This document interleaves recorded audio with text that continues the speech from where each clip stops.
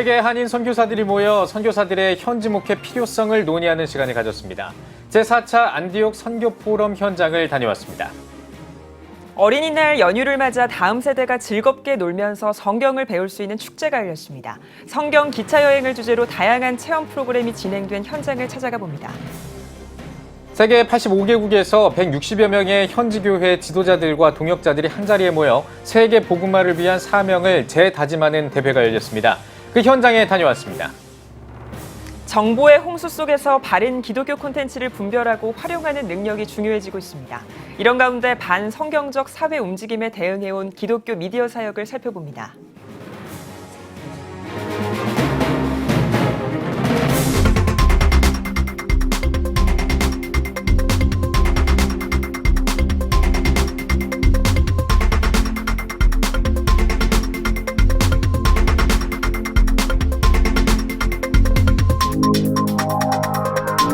시청자 여러분 안녕하십니까? 5월 7일 CTS 뉴스입니다. 선교사들이 해외 선교지에서 현지 목회를 꼭 해야 될까요? 이런 주제는 이 해외 선교사들에게 가장 관심이 많은 주제 중에 하나인데요. 해외 선교사가 직접 현지에서 목회를 해야 하는가를 주제로 다양한 의견을 논의하는 자리가 마련됐습니다. 박세연 기자입니다. 선교의 양적 증가만큼 질적인 선교의 향상이 요청되는 시대. 선교사들의 현지 목회에 대한 효율성과 적합성을 고민하는 자리가 마련됐습니다. AWMJ 주최로 안디옥 성결교회에서 열린 제4차 안디옥 선교 포럼에는 전 세계에서 선교 중인 한인 선교사들이 참석했습니다. 현지인 목회를 해야 되는가? 이것이 선교에 어떤 유익이 있는가? 또 유익되지 못하는 것이 무엇이 있는가? 선교학에서 뜨거운 이슈이기 때문에 이 포럼을 통해서 더 확실하게 서로 어떤 의견을 교환할 수 있는 장을 만드는 것이 이번 포럼의 목적입니다. 선교사들은 현지에서 한인 선교사가 목회를 직접 해야 하는가에 대한 의견을 나눴습니다. 1992년부터 루마니아에서 선교하고 있는 정홍기 선교사는 한인 선교사가 교회를 개척했더라도 장기적으로는 현지 목회자를 길러 이양해야 한다고 주장했습니다. 또 교회 이양은 개척 초기부터 함께한 현지인 사역자에게 자연스러운 계획과 준비를 바탕으로 이루어져야 한다고 강조했습니다. 선교도 제가 안 하고 현지인 목사를 이렇게 하게 하죠. 그래서 이제 저희가 몇 사람의 신학 공부를 시켜가지고 목사 안수를 주고 한 사람 중에서 다른 사람들 몇 사람은 나가서 개척하고 다른 데로 선교사를 하고 한 3가정 정도가 저희 교회에 남아있는데 그 교회에 남아있는 목사 한 사람 중 하나가 목사로 설교를 하게 돼요. 선교사의 현지 목회가 반드시 이루어져야 함을 주장하는 목소리도 있었습니다. 선교사로 부르신 하나님의 동기와 목적은 목회가 기본이며 이를 바탕으로 사역이 확대됨을 강조했습니다. 현지 비즈니스 사역의 현명한 운영이 시대적인 요청이라는 주장도 있었습니다. 오만의 한 사역자는 현지 사업 활성화로 기존 목회가 할 수 없는 부분을 보완할 수 있다고 경험을 나눴습니다. 정말 사역자가 들어가지 못한 도시들이 수도 없이 많은데 어떻게 들어가겠어요? 근데 그런 도시에 하나의 병원을 세우고 하나의 커피숍을 세우면 거기에 벌써 2-3가정, 4가정 비자를 받을 수 있고 거기에서 삶이 이루어진 것을 볼 수 있습니다. 포럼 논찬자들은 이번 포럼을 통해 변화하는 선교 환경에 대해 교단 차원에서 다양하게 고민할 필요성이 요청된다는 의견을 밝혔습니다. 각 교단에서도 이와 같이 선교사님들이 실전에서 있었던 것들을 실제 사례를 발표하고 이에 따르는 또 선교학자들이 이론적인 것들을 뒷받침으로 인해서 앞으로 향후 선교 전략이나 또 선교적인 차원에서 우리가 나아갈 방향에 대해서 우리가 같이 생각해 볼 수 있는 귀한 시간이라고 생각합니다. 한편 AWMJ는 2020년까지 200개 국가를 사역지로 삼고 대륙별 AWMJ 센터 설립과 지역별 네트워크 형성을 추진한다는 계획입니다. CTS 뉴스 박세현입니다. 어린이날 연휴를 맞아 자녀들과 함께 나들이 가신 부모님들 많으셨을 겁니다. 다음 세대에게 재미있게 복음을 전하는 축제가 열렸다고 해서 찾아가 봤습니다. 장현수 기자입니다. 즐겁게 무대를 관람하는 아이들. 함께 노래도 불러보고 율동도 해봅니다. 뮤지컬과 공연은 성경적인 내용으로 가득합니다. 공연을 관람하고 나오는 아이들의 표정에는 웃음꽃이 피었습니다. 기분 좋아요. 대초에 하나님이 창조하셨다고 나왔어요. 엄마 아빠랑 와서 다 재밌었어요. 성경 교육 프로그램을 통해 다음 세대 선교에 힘쓰는 히즈쇼가 어린이날 연휴를 맞아 히즈쇼랜드를 개최했습니다. 성경 기차 여행을 주제로 열린 올해 행사에는 어린이들이 행사장에 준비된 성경 기차역을 돌며 다양한 체험 프로그램과 어린이 힙합, 버블 아트쇼, 가족 뮤지컬 등의 공연을 볼 수 있게 준비됐습니다. 네, 올해 히즈쇼랜드는 성경기차 타고 성경여행 떠나자라는 주제로 함께하고 있고요. 아이들에게 성경을 좀 재미있고 친숙하게 다가가게 하고자 이런 기획을 준비했습니다. 네, 저는 지금 히즈쇼랜드 야외 행사장에 나와 있습니다. 보시다시피 많은 다음 세대 아이들이 즐겁게 뛰어놀고 있는 모습입니다. 실내 체험은 물론 야외 놀이 활동도 가능해 행사에 대한 참가 어린이들과 부모들의 만족도도 높았습니다. 부모들은 자녀들이 즐겁게 놀면서 자연스럽게 성경을 배울 수 있어 좋다며 가정의 달 온 가족이 함께 재미는 물론 의미도 찾을 수 있는 시간이라고 말합니다. 내 아이들한테 복음을 뮤지컬을 보여줄 수 있어서 좋았습니다. 뮤지컬이 아이들이 이해하기 쉽게 재미있게 구성되어 있어서 아이들도 잘 받아들일 수 있어서 참 좋았어요. 오전 10시부터 오후 6시까지 진행된 행사에는 약 4,000명의 어린이들이 참가했습니다. 히즈쇼 측은 매년 어린이날 가족 나들이 장소가 고민될 때 신앙교육에도 도움이 되는 히즈쇼랜드가 좋은 선택지가 될 수 있다고 말했습니다. 어린이날 연휴를 맞아 열린 다음 세대 축제. 즐겁게 놀면서 성경도 배울 수 있는 시간이었습니다. CTS 뉴스 장현수입니다. 세계 복음화를 위해 헌신하고 있는 사역자들이 한자리에 모였습니다. 복음 가득한 교회에 세계 복음화 사역에 함께하고 있는 동역자들이라고 하는데요. 세계 각국에서 일어난 하나님의 역사를 증언하고 앞으로의 사역 방향을 공유하기 위해 모인 복음 가득한 교회 2019 꿈불의 마라나타 현장을 취재했습니다. 최대진 기자입니다. 성경의 복음과 성경의 전도를 통해 당대 세계 복음화를 위해 사역하고 있는 세계 85개국 160여 명의 현지 교회 지도자들과 동역자들이 한자리에 모였습니다. 이곳은 복음 가득한 교회가 마련한 2019 꿈불의 마라나타 선교대회 현장. 4월 30일부터 열흘간 열리는 꿈불의 마라나타는 아프리카, 아메리카, 아시아, 오세아니아, 유럽 등 각 대륙별 포럼을 통해 각 나라에서 일어난 하나님의 역사를 증언하고 향후 사역의 방향을 함께 고민하고 논의하기 위한 행사입니다. 우리 살아있을 때 세계복음화를 완성하는 그것이 초대교회의 믿음이었고 학생 자원운동의 믿음이었고 사실 그 믿음 가지고 이제 뛰는 중에 하나님께서 이렇게 짧은 시간에 전 세계의 문을 열어주셨습니다. 2005년 교회 개척부터 우리 세대 세계복음화를 위한 교회란 비전을 품고 목숨을 걸 각오로 사역하고 있는 복음 가득한 교회 조성욱 목사. 조 목사는 2012년 미국 마이애미를 시작해 8년 만에 100개국에 있는 현지 목회자들을 제자화했습니다. 제자된 세계복음화 동역자들을 초청해 섬기고 사역과 비전을 공유하는 축제의 장인 꿈불의 마라나타는 2016년 과테말라에서 첫 대회를 개최, 2018년 한국에서 2회 대회를 개최, 올해로 3회째를 맞았습니다.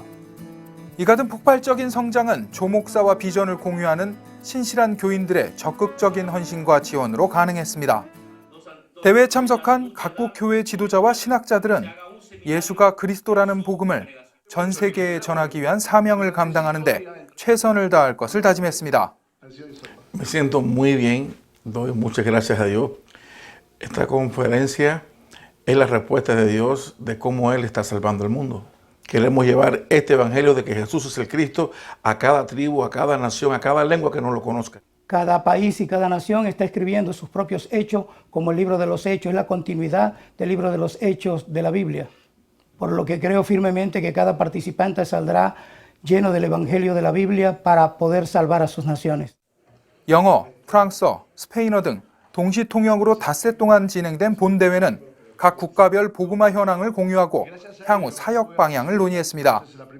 또한 저녁마다 대륙별 모임과 경제인 모임을 통해 협력 방안들을 공유하는 시간도 가졌습니다. 이 밖에도 한국의 기독교 문화와 정선 5일장, 도라산 전망대, 남산 한옥마을 등 한국 문화를 체험하는 시간도 마련했습니다.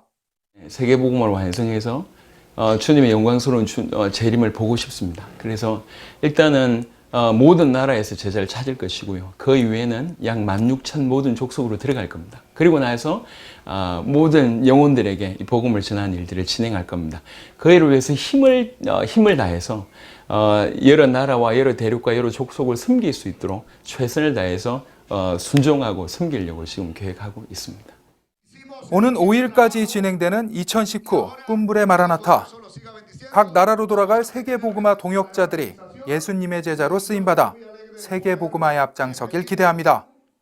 CTS 뉴스 최대진입니다.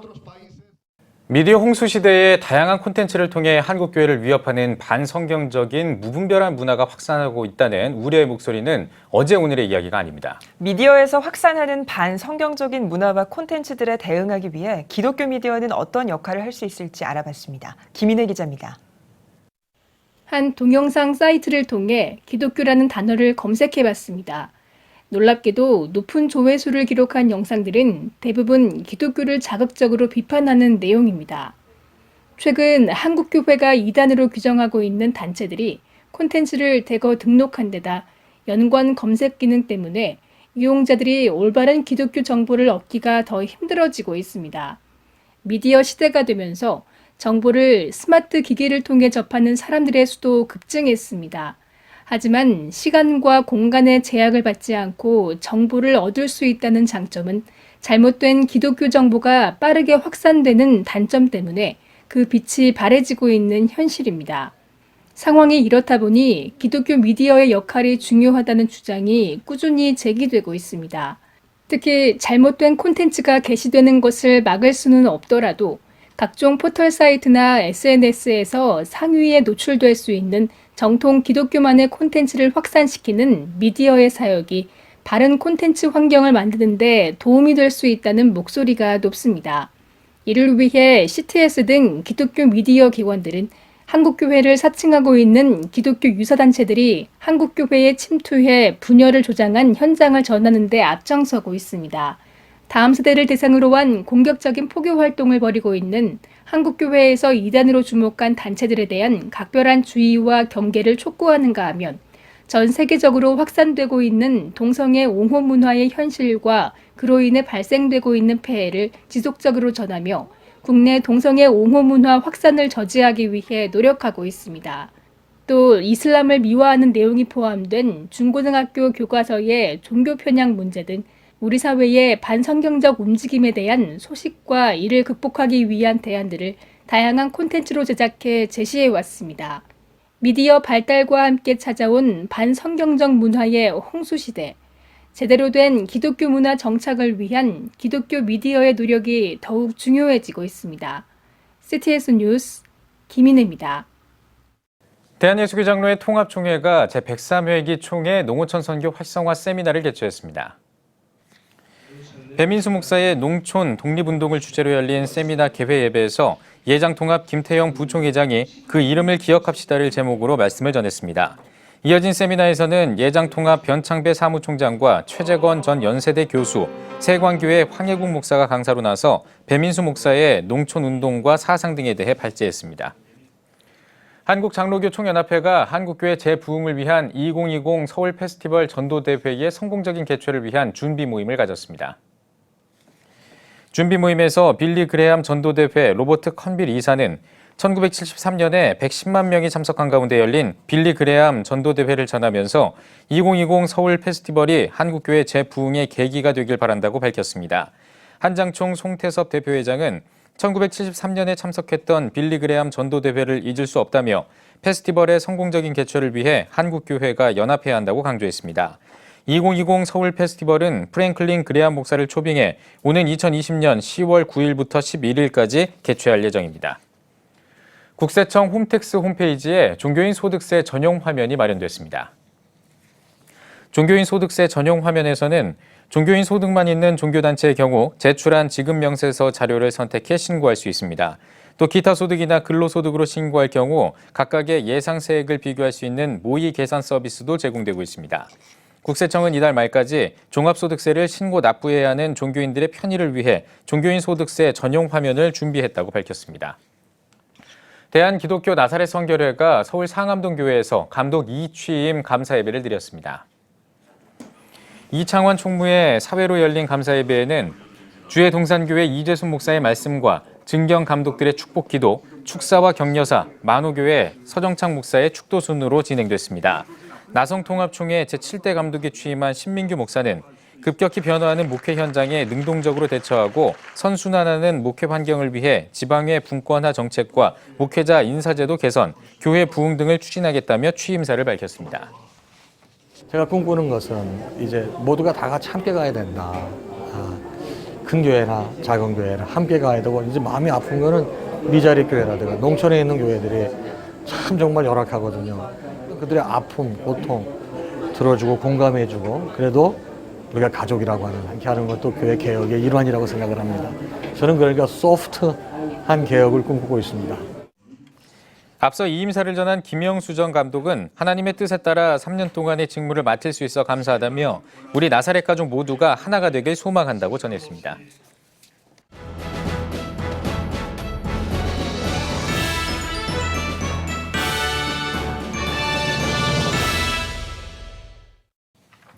전국 각적별 네트워크 뉴스입니다.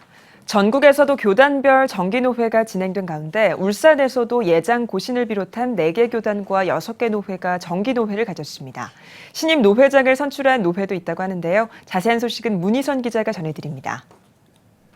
대한예수교장로회 합동총회 울산노회는 울산태화교회에서 제79회 정기노회를 개최했습니다. 노회에서 태화교회 양성태 목사가 신임 노회장으로 선출됐으며 상비부 보고와 안건 토의, 회의록 채택 등 정례 회무 처리를 진행했습니다. 대한예수교장로회 통합총회 울산노회도 울산대흥교회에서 제78회 정기노회를 가졌습니다. 이번 노회에서는 회무 처리에서 각 부서별 사업 보고와 시찰별 주요 안건이 이어졌습니다. 무엇보다 학생 인권조례 폐지와 관련해 노회 차원의 대책 마련에 대해 논의했습니다. 대한예수교장로회 고신총회 울산남부노회는 울주교회에서 제40회 정기노회를 개최했습니다. 개회 예배에서 노회장 신복교회 김규선 목사는 너는 내게 부르짖으라 라는 제목으로 말씀을 전했으며 성찬 예식을 가졌습니다. 이어 상비부 보고와 안건 토의, 회의록 채택 등 사무처리와 목사 안수식을 진행했습니다. 대한예수교장로회 합동총회 남울산노회도 다운공동체교회에서 제79회기 정기노회를 갖고 신임 회장으로 기장제일교회 박종선 목사를 선출했으며 회무처리에서 각 부서별 사업보고와 시찰별 주요 안건을 논의했습니다. 대한예수교장로회 고신총회 울산노회는 울산교회에서 제78회기 정기노회를 가졌습니다. 이어 상비부 보고와 안건 토의, 회의록 채택 등 사무처리와 목사 안수식을 진행했습니다. 대한예수교장로회 백석총회 울산노회도 제67회기 정기노회를 일산중앙교회에서 개최하고 성찬 예식에 이어 각부 보고 및 청원과 신안건 토의 등 정례 회무 처리를 진행했습니다. CTS 뉴스 문희선입니다. 울산 하늘샘교회가 성도들에게 차별금지법과 학생인권조례 심각성을 알리기 위한 가정회복 세미나를 개최했습니다. 강사로 나선 차세대 바로세우기 연합 대표 김지연 약사는 동성애 보건적 문제와 차별금지법이란 주제로 차별금지법이라는 악법을 막아내지 못하고 침묵하면 그 벌은 침묵의 주체인 교회가 받는다고 강조하며 하나님의 말씀이 이 땅에 바로 서기 위해 성도들과 교계가 적극적으로 움직여 악법을 막아내야 한다고 당부했습니다. 믿음과 생활이 하나가 돼야 되는데 성도들과 자녀들의 생활을 볼 때에 믿음과 동떨어진 것을 많이 보게 되었습니다. 그래서 이번 계기를 통해서 성경적인 관점에서 동성애를 바라보게 되고 이것을 통해 자녀들이 세상 가운데 믿음의 제대로 살아갈 수 있기 위해서 강의를 열게 되었습니다. 이어 성도들에게 동성애 반대자들을 위한 기도와 동성애 관련 기사의 댓글 달기, 반대 서명 운동과 1인 시위, 공청회 참석과 물질 후원 등 15가지 실천 사항을 이야기하고 다짐하는 시간을 가졌습니다. 모건대학교가 개교 65주년 기념 예배와 비전 선포식을 가졌습니다. 기념 예배에서 말씀을 전한 목원대학교 이사장 정혜양이 목사는 하나님의 뜻을 포기하지 않는 사람들이 기독교인이라며 하나님의 뜻을 구하며 사는 자랑스러운 목원인들이 되길 바란다고 전했습니다. 2부 비전 선포식에서 목원대학교 권혁대 총장은 목원대학교는 특성화 분야를 선정하고 학습 지원 혁신 인프라를 확충해 목원대학교만의 교육 혁신 브랜드를 확립해 나가겠다고 밝혔습니다. 목원대학교는 이날 신학대학 총동문회가 주관한 체육대회와 목원인의 밤 행사를 진행했으며 이기복 감독과 서기련 목사 등 6명에게 자랑스러운 목원인상, 공로상, 특별상 등을 수여했습니다. 대전 도안교회가 교회 본당에서 바이블 백신 오픈 세미나를 개최했습니다. 세미나에서 강사로 나선 대전 도안교회 양영주 목사는 거짓 교리에 흔들리지 않고 건강한 교리가 우리 안에 뿌리내리길 바란다며 진리의 말씀으로 무장해 이단의 공격에 흔들리지 않는 성도가 되길 바란다고 전했습니다. 이번 세미나는 신앙이란 무엇인가와 성경을 어떻게 해석해야 하는가 등 5가지 주제로 이틀 동안 진행됐습니다. 대전 도안교회는 2013년 설립돼 건강한 신학, 균형 잡힌 신앙을 목표로 대전의 150만 영혼 구원을 위해 힘쓰고 있습니다.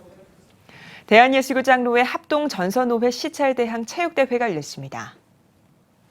300명이 넘는 회원이 참가한 체육대회는 배구와 수족구, 제기차기 등 다양한 프로그램으로 진행됐습니다. 제24회 전북지역 8개 노회 목회자 부부 체육대회가 김제 실내체육관에서 열렸습니다. 대한예수교장로회 통합 전북노회 목회자회가 주최한 이번 체육대회는 배구와 축구, 줄다리기 등의 경기가 토너먼트로 진행됐습니다. 전북지역 통합 8개 노회는 매년 전북지역 부흥을 위한 목회자 세미나와 체육대회를 개최하고 있습니다. 대한예수교장로회 개혁 전북 중부노회가 주관해 어울림교회 입당 감사예배가 드려졌습니다.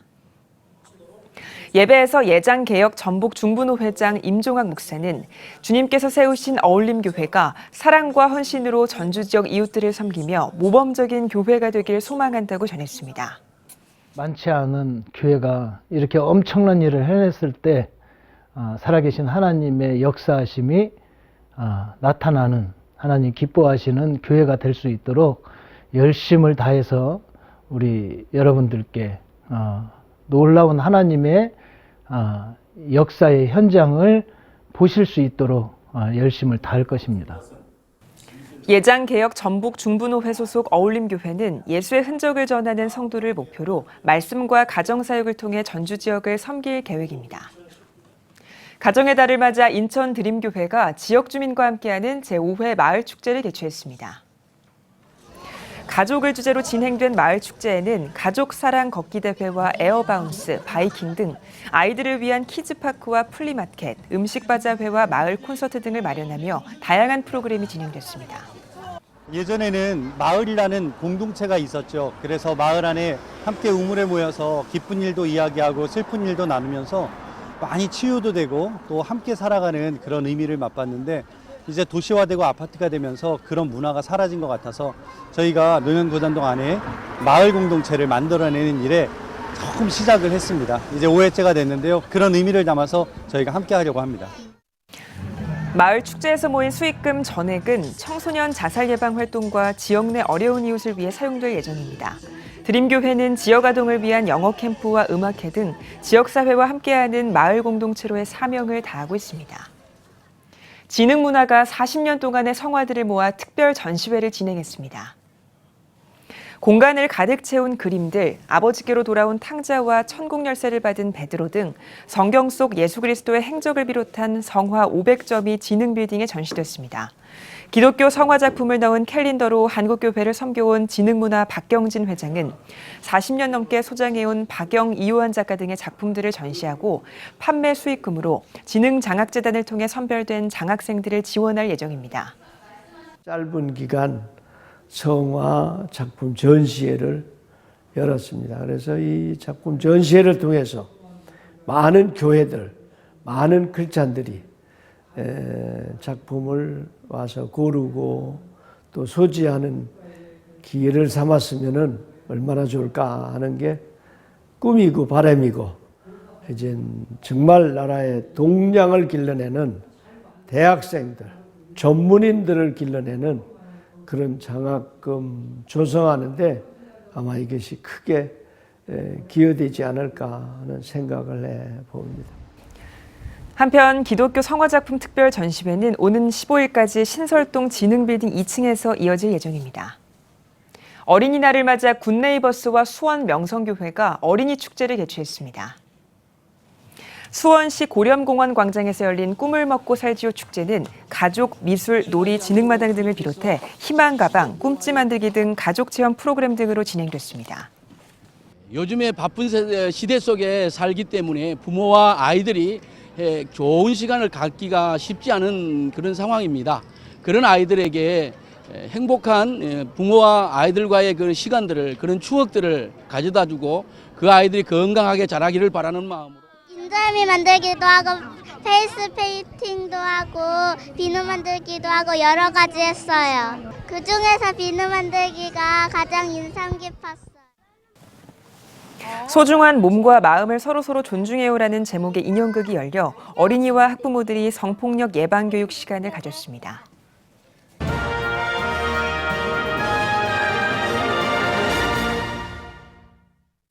안녕하세요. 세무사 윤지문입니다. 오늘 말씀드릴 주제는 많이들 궁금해하시는 부분이 있어서 다시 한번 좀 말씀을 드리려고 하는 부분이에요. 그 목사님들의 이제 외부 설교 시 받는 그 돈이 과연 세금 신고를 해야 하는지 그 부분에 대해서 많이 궁금해하세요. 일단은 뭐 저번에도 말씀드렸듯이 지급조서 제출들을 3월 10일까지는 잘 하셨을 거라고 믿고요. 이제 하신 상태에서 5월달에 종소세 신고를 하셔야 되는데 외부 설교 시 받는 돈은 이제 본인 소속이 아닌 타 교회 내지는 아니면 이제 외부 기관에서 설교하시는 것은 정확하게 말씀드리면 과세 대상이 되십니다. 네, 이제 그 과세 대상이 되시는데 왜 헷갈려 하시냐면 이게 종교인 소득이냐 아니면 종합소득세 신고소득이냐 이 부분을 헷갈려 하시는 거예요. 지금 이슈가 되는 게 이제 종교인 소득 관련해서 얘기가 나오다 보니 종교인 소득에는 제외될 수 있으나 결국은 이제 타 기관에서 원천징수를 떼서 일시적이라면 기타 소득으로 원천징수를 할 거고요. 계속 반복적으로 하시는 분들은 3.3% 사업소득, 프리랜서처럼 원천징수를 하시기 때문에 어차피 다른 소득과 합산신고를 하셔야 돼요. 그래서 종교인 소득은 아니지만 종합소득세 신고 소득은 되시니까 그걸 꼭 놓치지 말고 합산신고하시길 부탁드리겠습니다.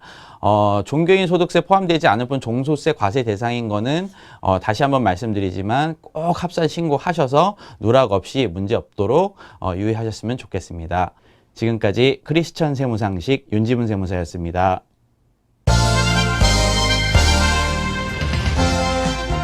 여러분은 지금 CTS 뉴스를 시청하고 계십니다. 이번 주 뉴스 보기 시간에는 다음 세대와 한국교회 그리고 미디어 선교를 주제로 대담을 이어갈 계획입니다. 오늘은 그 두 번째 시간으로 한국교회를 위협하는 이단들의 포교 전략과 이에 대응하기 위한 방안들에 대해서 이야기를 나눠보겠습니다. 바른미디어 대표 조미드 목사와 함께하겠습니다. 목사님 안녕하십니까? 네, 안녕하십니까? 네, 반갑습니다, 목사님. 자, 먼저 목사님께서 대표로 사역하고 계시는 이 바른미디어에 대한 소개가 좀 필요할 것 같습니다. 네, 저희는 이제 신학과 이단 사이비 문제를 전문으로 다루고 있는 언론이거든요. 예. 그래서 국내외에 있는 다양한 신흥 종교와 이단 사이비에 대해서 연구하고 취재해서 공신력 있는 정보를 제공하고 동시에 성도들이 좀 건강한 신앙인으로 세워지기 위해서 필요한 그런 소양을 기를 수 있는 컨텐츠들을 만들어서 제공하고 있습니다. 네. 네. 한국교회가 이단으로 규정한 단체들이 정말 많습니다. 국내외에서도 활동을 하고 있다고 들었는데요. 네. 이단들의 포교 전략과 현황이 어떻게 되나요? 사실 이제 한국교회가 주요 이단과 사이비 그리고 좀 문제가 있어서 참여 금지 등으로 결의하고 있는 단체가 한 100여 개 정도로 있다고 보거든요. 근데 문제는 뭐냐면 그 100여 개 보다 훨씬 많다라는 것이죠. 왜냐하면 이단들 같은 경우는 아류들을 낳기 때문에 아류들의 문제는 어디에서 어떻게 누가 활동하는지 전혀 모른다라는 사실이죠. 그래서 현황을 정확하게 파악하는 것은 사실상 불가능하다, 쉽지 않다라는 진단을 좀 내리고 있고요. 그러면 결국에는 이제 빠지지 않도록 그들의 어떤 포교 전략들을 우리가 이해하고 대처를 해야 되는데 이단 사이비가 워낙 많은 문제를 일으키지만 사실 그들을 예방하고 대처하는 방법은 의외로 좀 간단합니다. 그런가요? 교회 바깥에서 비밀리에 하는 성경공부 모임 하지 말자. 그걸 이제 지난 수십 년 동안 외쳐왔는데 문제는 뭐냐 하면 그런 성경공부 모임으로 데려가는 과정이 거짓말, 위장, 사칭, 내 상황과 환경을 알고 접근하는 수많은 다양한 환경들이 있기 때문에 그런 것들에 대한 좀 경각심과 경계심을 성도님들이 가지는 것이 정말 중요하다라고 말씀을 드리고 싶어요. 네, 그렇군요. 자, 특히나 이제 다음 세대를 향한 이 이단의 포교 전략 같은 것들 이런 것들 좀 알아봐야 될 것 같은데요. 네. 다음 세대를 향한 이 이단들이 어떤 식으로 포교 전략을 취하는지 이거를 좀 설명해 주시면 좋겠네요. 두 가지로 나눠서 말씀을 좀 드리고 싶거든요. 첫째는 뭐냐면 다음 세대들이 우리 청소년 청년들이 활용하는 그 미디어 매체들을 이단 사이비가 적극적으로 활용한다라는 거거든요. 사실은 우리 청소년 청년들이 성경에 대해서 뭔가 궁금해서 뭐 인터넷에 검색을 했는데 사실 건전한 개신교 콘텐츠보다는 이단 사이비에서 만들어 놓은 콘텐츠가 압도적으로 많이 노출되는 그런 상황이라는 것이죠. 그래서 미디어 매체에서 이단들의 활동에 대해서 우리가 주의를 해야 될 것 같고요. 또 한 가지는 중요한 건 뭐냐면 요즘에 청소년 청년들이 교리 때문만 이단에 빠지는 것이 아니다라는 거거든요. 그런가요? 결국 관계의 문제라는 것이죠. 그러니까 세대 간의 관계가 단절돼 있고 가정이나 소속된 공동체에서 사랑과 돌봄을 받아야 되는데 그런 것들을 충분히 받지 못한 청년들에게 마치 사랑을 굉장히 많이 주는 것처럼 접근하는 이단 사이비의 접근이 굉장히 매력적일 수 있다라는 것이죠. 그러면 이 문제를 생각했을 때 우리 교회와 가정이 무엇을 해야 될까라는 답이 내려지겠죠. 네. 얼마 전 바른미디어에서 네. 책을 한 권 출간했습니다. 네, 이단 백서인데요. 네. 어떤 책인지 또 어떻게 출간하게 되셨는지 얘기해 네. 주시죠. 사실은 이 책을 내면서 제가 제일 중요하게 생각했던 것은 이단 사이비에 대한 이해의 폭을 좀 넓히자라는 것이었거든요. 제가 방금도 말씀드렸지만 이단 사이비라는 것이 결국 교리만의 문제가 아니라는 것. 지금까지는 사람을 빠뜨리는 이단에 대해서 집중을 많이 했다면 이제는 우리가 이단에 빠지는 사람에 대한 조망이 좀 필요하다라는 지점들을 제가 고민을 했고 그래서 책에 보면 단순히 이단 사이비의 교리가 어떻고 현황이 어떻고 이런 것들은 이미 많이 나와 있으니까 이런 걸 좀 최소화하고 이단 사이비의 어떤 메커니즘이라든가 네 그리고 세뇌와 중독의 관점으로 이 문제를 볼 수 없을까 라는 부분들을 좀 고민을 했고요. 네. 또 한 가지 이 책의 가장 중요한 지점은 법률적 대처에 대한 부분들을 삼았거든요. 네. 저도 사실 이단 사이비 사역하다 보니까 작년 한 해만 8건 이상의 소송을 당했거든요. 그런 과정을 통해서 이단 사이비와 이 대책의 문제는 법률적 대응이 때려야 뗄 수 없는 관계다. 그리고 한국 교회가 조금 지혜롭게 이 법률적으로 이 문제를 대응할 수 없을까라는 부분들을 이 책에 조금 녹여낸 것 같습니다. 네. 그렇다면 그 소송 과정 중에 하나 정도 소개해 주실 게 있다면 좀 어떤 사례가 있을까요? 과거에 이단 사이비 관련된 소송은 대부분 명예훼손이나 뭐 손해배상이나 이런 것들에 좀 국한이 되어 있었는데 이제 미디어 매체들을 활용하다 보니까 뭐 저작권이라든가 인격권이라든가 그리고 피해자들의 목소리를 내는 인터넷 그 카페 폐쇄 가처분이라든가 이런 소송의 폭이 굉장히 다양해졌다는 말이죠. 그러면 그런 이단들의 다양한 소송에 대해서 우리가 좀 어떻게 대응해야 될까? 제가 경험했던 것들 그리고 주요한 판례들을 이 책에 조금 담았습니다. 그렇군요. 알겠습니다. 뭐 지금 시대가 급변하고 또 뭐 사회 구성원 간의 소통의 도구가 다양해지면서 특히나 미디어의 역할이 참 중요하다 이런 이야기들이 많은데요. 특히나 이제 미디어 선교가 굉장히 중요하다라는 이야기는 많이 나오는데 왜 중요한지 또 미디어 선교가 어떤 역할을 할 수 있을지 그 부분에 대해서도 좀 짚어주시죠. 뭐 미디어 선교가 중요한 이유는 결국 영향력 때문이라고 볼 수 있을 것 같아요. 제가 한 가지 재미있는 예를 좀 들어드리면 저희가 한 그 피해자분의 영상을 찍어서 내가 이 단체로 인해서 이런 피해를 입었습니다라는 영상을 게시를 했는데 이게 댓글이 수천 개가 달린 거예요. 그 단체 신도들이 와서 댓글을 달고 또 지나가다가 보시는 분들이 또 댓글을 달고 논쟁이 일어나고 그렇게 댓글이 많아지고 조회수가 많아지다 보니까 그 단체에 대한 검색을 했을 때 그 영상이 상위에 노출이 되더라고요. 네, 그런 현상이 벌어지니까 피해자들 입장에서는 도움이 많이 되었다. 그리고 또 그 단체에 대해서 잘 몰랐던 분들 같은 경우는 그 피해자 영상을 보시고 그 단체의 실체를 알게 되었다. 그러니까 그렇게 만들어 놓은 영상들이 뭐 시대와 어떤 시간을 초월해서 여기저기로 막 떠돌아다니지 않습니까? 그런 좋은 영향력들을 좀 발휘하기 때문에 미디어 선교가 굉장히 중요하다라고 말씀을 드리고 싶어요. 앞서서 대표님께서 미디어를 활용한 이단들의 포교 전략도 치밀해지고 있다라고 짚어주셨는데요. 미디어 선교가 그러면 어떤 방향으로 좀 나아가야 하는지 그 방향성을 제시해 주신다면요. 네, 일단은 피해 사례들이나 폐해들을 계속해서 알리는 것이 굉장히 중요하다라고 말씀을 드리고 싶어요. 그래서 뭐 이단이나 아니면 동성애나 이런 반기독교적인 어떤 문화들에 대한 피해 사례를 계속해서 알리는 영상들이 좀 필요할 것 같고 피해만 계속 얘기하다 보면 지칠 수 있거든요. 결국에는 피해를 하고 비판을 한 동시에 그럼 대안은 뭔가? 그럼 애초에 그런 것들에 빠지지 않기 위해서 우리가 무엇을 해야 될 것인가라고 하는 예방적인 그런 콘텐츠들이 많이 필요해서 그 두 가지가 같이 가야 되는데 사실상 뭐 피해 사례도 그렇고 예방할 수 있는 콘텐츠도 그렇고 뭐 이단 사이비들이 생산해내는 것보다는 훨씬 적게 우리가 만들어내고 있지 않은가라는 생각을 하게 되고 결국에는 이런 것들을 만들어내기 위해서 뭐 인력이나 재정이나 시간이나 이런 것들이 굉장히 많이 들기 때문에 한국교회와 성도님들이 이런 부분들을 우리가 같이 고민해야 되지 않겠는가라는 생각을 하게 됩니다. 예. 네. 예, 그 이단에 빠진 분들께 혹시 네.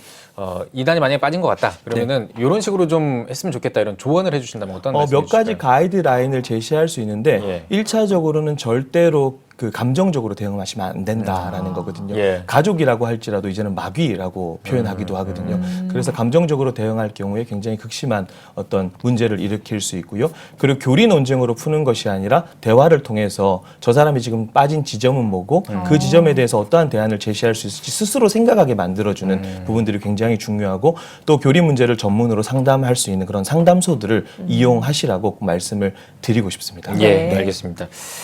네, 뭐 앞으로 진짜 하실 일들이 굉장히 많으실 것 같은데 예, 우리 목사님의 앞으로의 계획과 또 비전 듣고 싶습니다. 저희가 지금 이제 정보를 제공하는 차원에서 계속 사역을 하고 있는데 근데 이것으로만 끝나서는 안 될 것 같고요. 피해자들이 많고 탈퇴자들이 너무 많거든요. 그런 분들이 어떻게 이 사회의 건강한 구성원과 신앙인으로 다시 세워질 것인가에 대한 고민들을 우리가 이제 하기 시작해야 될 것 같아요. 그런데 단순히 교리 비판을 넘어선 어떤 정서적인 문제, 심리적인 문제를 전문가들과 네트워크를 만들어서 상담을 해주고 그런 어떤 재교육을 위한 어떤 시스템들이 좀 필요해 보여서 그런 것들을 앞으로 한 5년, 10년 정도 계획을 잡고 만들어 가야 되지 않을까라고 생각을 하고 있습니다. 네. 목사님 마지막으로 한국교회 성도님 그리고 가정의 달을 맞아서 특별히 다음 세대에게 한 말씀 부탁드립니다. 사실 제가 제일 많이 받는 질문이 그런 거거든요. 어떻게 하면 이단 대책 잘 할 수 있을까요? 어떻게 하면 그런 반기독적인 문화로부터 우리를 지킬 수 있을까요? 라는 질문을 제일 많이 듣는데 제일 간단한 것 같아요. 그리스도인들이 그리스도인답게 살면 되는 것 같다라고 말씀을 드리고 싶어요. 왜냐하면 우리에게는 생명이 있기 때문에 그 생명이 결국 선한 영향력을 전파하는 것 아니겠습니까? 그래서 저부터 그리고 우리가 그리스도인이 그리스도인답게 살 때 우리가 선한 영향을 끼칠 수 있지 않을까라는 말씀 드리고 싶습니다. 예, 알겠습니다. 네, 오늘 뉴스 더보기 시간에는 바른미디어 대표 조미든 목사와 함께 이야기 나눠봤습니다. 목사님 오늘 나와주셔서 고맙습니다. 감사합니다.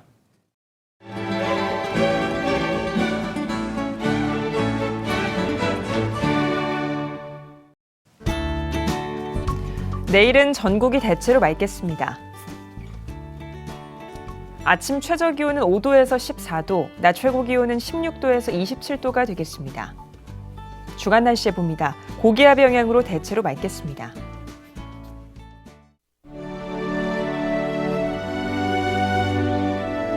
백만인 기도운동에 새롭게 참여하신 분들입니다.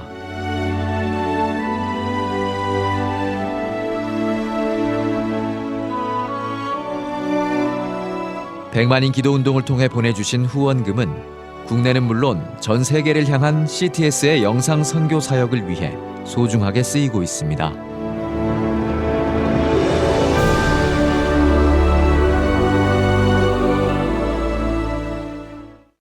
CTS 뉴스 오늘 순서 여기까지입니다. 시청해주신 여러분 고맙습니다.